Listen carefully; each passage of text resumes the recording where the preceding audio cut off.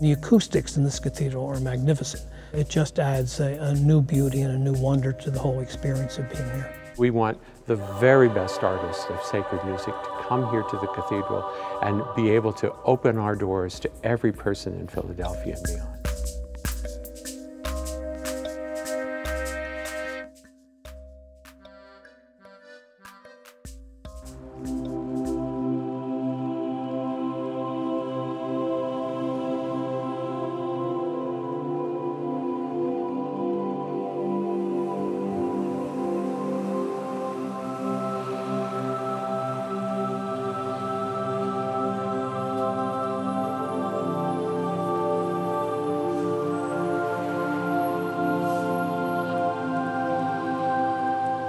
This place is one of the most spectacular buildings in Philadelphia, and certainly is a place where you'd walk in and say, I want to hear music in this space.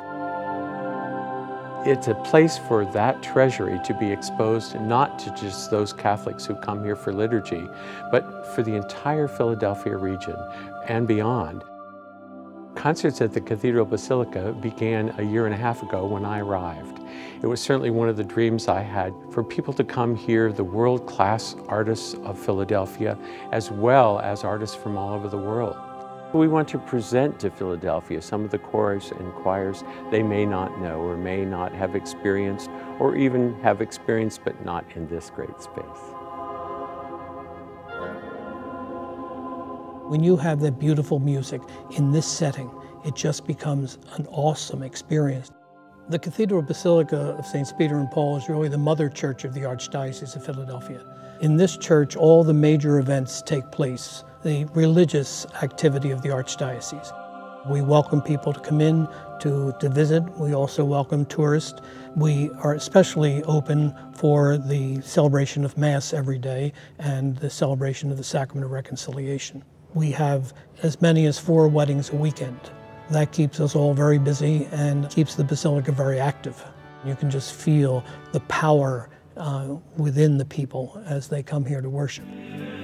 When the Diocese of Philadelphia was first founded, the first cathedral was Old St. Mary's, which is over 4th Street. Then it moved to St. John the Evangelist on 13th Street. And then in 1846, we began the building of this cathedral, and it took until 1864 to complete it. The exterior architecture, the mammoth pillars that you see out front, and the wonderful statues. There's one of St. Peter and St. Paul, one of the Blessed Mother, and one of the Sacred Heart. The brownstone was the stone that was so common in that late 1800s when they were building, and it was a very strong type of a stone for a building of this type. It's the largest brownstone cathedral in the whole state of Pennsylvania. It was being built in a time when there was a great deal of anti-Catholic sentiment here in the city of Philadelphia. And if you look at this basilica, you'll see that the windows are all extremely high. There are no windows down on, we might say, ground level. And that was done because the people who were expressing their anti-Catholic feelings were breaking windows and throwing all kinds of stones and rocks into the churches. In fact, we had a number of churches in the city burnt during that time. Once you walk into that very imposing entrance, which is modeled on the Church of San Carlos in Rome at the Via del Corso, you see the very welcoming center aisle leading up to the altar. The altar is magnificent. It was just put in 1957 because at that time there was a total renovation of the cathedral. It draws your attention as soon as you come in the main door. Another element of history that most people never see is the crypt that's underneath this main altar. And most of the former bishops and archbishops are buried in that crypt. Their remains are here for people to come to see and to remember the history of the Archdiocese. Looking at the architecture, you have a history lesson in itself. And the beauty of our great cathedral, to be able to experience this music with visual things and oral things all combined. In the Catholic Church, well, in all churches, but especially the Catholic Church, music is integral to the liturgy. Without music, the liturgy is somewhat, what can we say, just less than it can be. Music is sung by its very nature, and liturgy is a sung form.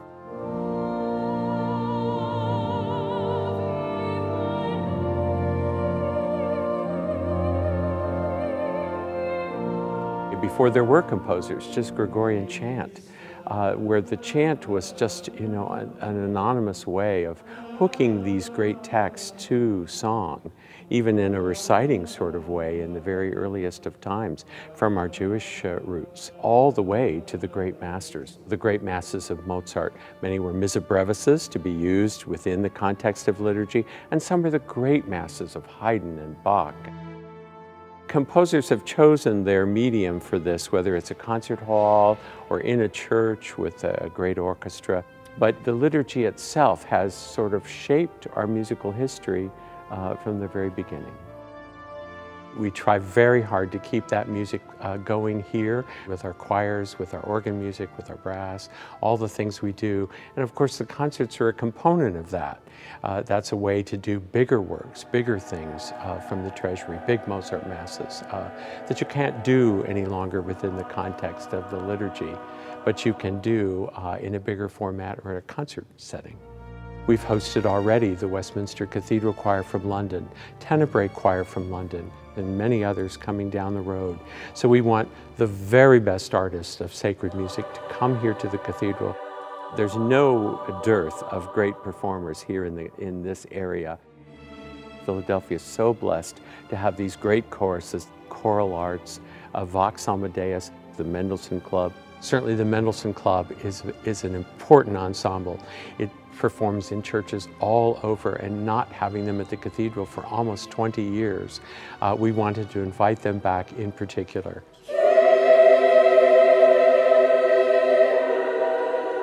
Singing in the cathedral enhances what is already beautiful, beautiful music. You're in a space that has, you know, such history and such a magnificent kind of space. It's an awesome space. Everyone feels it. It's fascinating because each place we go, or each place where there's a presentation of any work in a cathedral, has a different acoustic. So we were working with 8 seconds decay. That means that you make a sound, it takes 8 seconds for it to really evaporate. You can't do fast music in a cathedral, it just piles up. That's fascinating. I love working here. It's both an artistic experience, we hope, but in that artistic experience, there's something meditative just about being in the space that takes it beyond. And that's the great thing about being a choral musician, is that we are so often in touch with something that really, really moves people. You can be a great musician or a musicologist and come to these and just absolutely eat it up. But you can also come and just let the music wash over you in these great spaces. Our motto is experience great music in a cathedral space.